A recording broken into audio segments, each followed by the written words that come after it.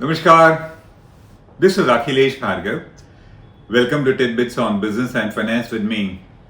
In an earlier episode, we had discussed about the contraction of the Indian economy in the first quarter of this year, more at a macro level, more at the country level. Today, let's discuss this contraction at a micro level, at the level of an individual, at the level of an household, and how does it reflect on them. India's COVID-stricken economy fell by a quarter in the 3 month ended 30th June. That is the first quarter of this financial year. Growth registered a massive dip of 23.9%. The economy contracted to that extent as per the estimates given by the CSO. And this contraction is the maximum, the highest for any major economy in the world, and also the highest contraction for any G20 nation. This fall in the size of the GDP has been alarming, but according to us, not completely unexpected. For the simple reason, the entire economy was locked down in the months of April and May in particular, which is 2 out of the 3 months of the first quarter. There was a complete lockdown, shutdown and close down, and obviously economic activity had come to a standstill. Such a massive contraction was bound to take place. As per the present trends that are going on, it is very obvious that contraction is continuing in quarter 2. It will continue in quarter 3 also of this financial year, and finally taper off in quarter 4. And the year will end overall with the Indian economy having shrunk, in our estimate, by at least 10% plus. While the CSO says that the economy shrank by 23.9%, the World Bank estimate is higher. The World Bank says that India's economy contracted by 25.6% in the quarter ended 30th June. Other comparable nations whose economy contracted as per the World Bank includes the UK, economy contracted by 20.4%. Mexico, it shrank by 17.1%. In the case of the EU nations, the economy contracted by 11.7%. Brazil's economy went down by 9.7%. India's is at 23.9%. USA's economy shrank by 9.1%, and that of Australia shrank by 7%. These were the comparative figures of how globally economies have shrunk, they have contracted for every country. In India, at the macro level, the sector-wise figures which we had spoken in the earlier episode, but we'll repeat it today, are the construction sector fell by 50%. That's a huge dip. Trade went down by 47% in the quarter ended June, and that's because, as we said, in April and May, the economy was closed. Manufacturing sector shrank by 39% in India, mining by 22%, services by 21%, and the only silver lining was agriculture. Agriculture registered a growth of 3.4%. But then, let's also be clear, this data of CSO by its own admission was not complete. And that's because of COVID, complete data across every sector could not be collected. In our opinion, it is the data related to the informal sector which would not have been fully captured by the CSO, and the crisis in the informal sector has been far more than the formal sector. And to us, it looks that what the World Bank says seems to be correct. The contraction would have been more than what is reported by the CSO. This depletion, decimation or contraction of sectors at a macro level finally reflects in our daily lives at a micro level. It reflects in society at large. And what is the direct impact? The direct impact of contraction, of course, is loss of jobs, contraction of jobs. If manufacturing doesn't take place, if trading doesn't take place, if construction activity does not take place, jobs are going to be lost. Society is going to witness increasing joblessness, and that is what we are witnessing at the moment. As per the CMIE, between March to June this year, 85 million jobs have been already lost. Yet another survey says that in the MSME sector during this period, 35 million jobs have been lost. That's the kind of joblessness that is coming up in society.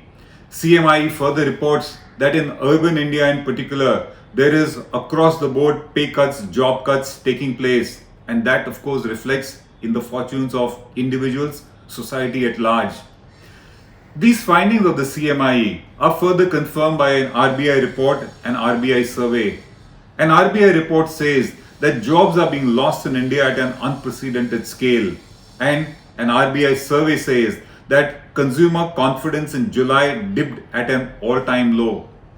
What does that translate in? That finally translates in reduced consumer spending.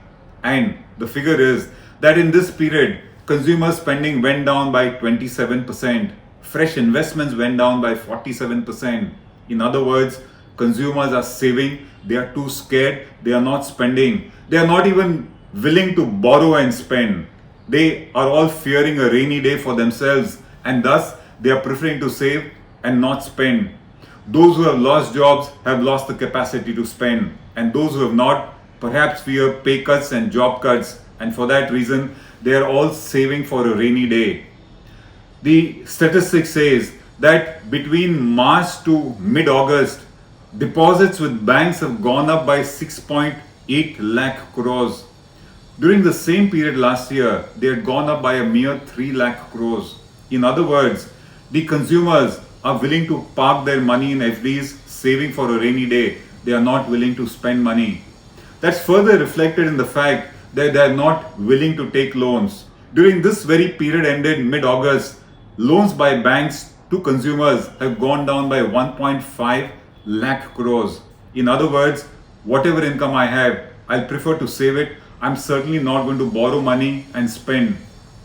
Corporate India is also witnessing a situation where businesses are more keen to repay their loans and take new ones.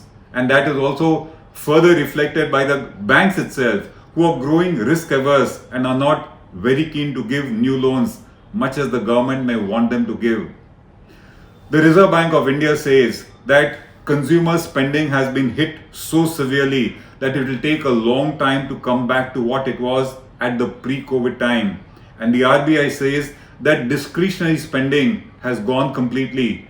Discretionary spending on travel, on luxury goods, on hospitality, on recreation, on cultural activities, according to the Reserve Bank, is gone. That means it's going to take a long time to come back. It's going to take a long time for consumers to resume their spending. With the consumer not willing to spend, with the consumer a scared lot, with consumer confidence being at an all-time low, spending is not taking place, saving is taking place. And that is reflected in capacity utilization in India. Corporate India is witnessing that at an average, about 70 to 75% of capacity is being utilized. A lot of it is lying idle. With capacity remaining idle, corporates have of course postponed or cut down their capital expenditure. Groups like Tata's, Godrej, Hero, Bajaj, Maruti, they are all reducing, pruning or postponing their capital expenditure. Therefore, while the consumer is not spending, so is the case of the corporate. The corporate is not willing to spend on capital expenditure, and that's where the problem lies. After all, one man's spending is another man's income, and if one doesn't spend, how does the other get income? And that's the contraction of the economy being reflected at an individual level, at the society level. What is the larger picture that emerges out of this discussion? The first one, of course, is we need to be clear that the COVID pandemic continues in India. Numbers are rising on a day-to-day basis. Therefore, even if the government seeks to lift the lockdown, in some way or the other, a close down and shutdown of the economy continues, its disruption continues. That being so, jobs are not getting restored, and the consumer is a scared lot. The consumer refuses to spend, the corporate refuses to spend, and that is taking place at a time when India's festival season is on. India's festival season is extremely important for the corporate sector. Many sectors see almost 40 to 50% of their annual sales taking place during the festival season itself. And this season is turning out to be a dismal one because of the unwillingness to spend. After all, there is uncertainty and there is lack of income also. You can't blame the consumer, you can't blame the corporate. But the larger picture is Ganpati celebrations were low-key and quiet. And with this trend, you can expect the Diwali season also to be quieter and to be even more low-key. and that's going to be the real challenge for society and for corporates at large.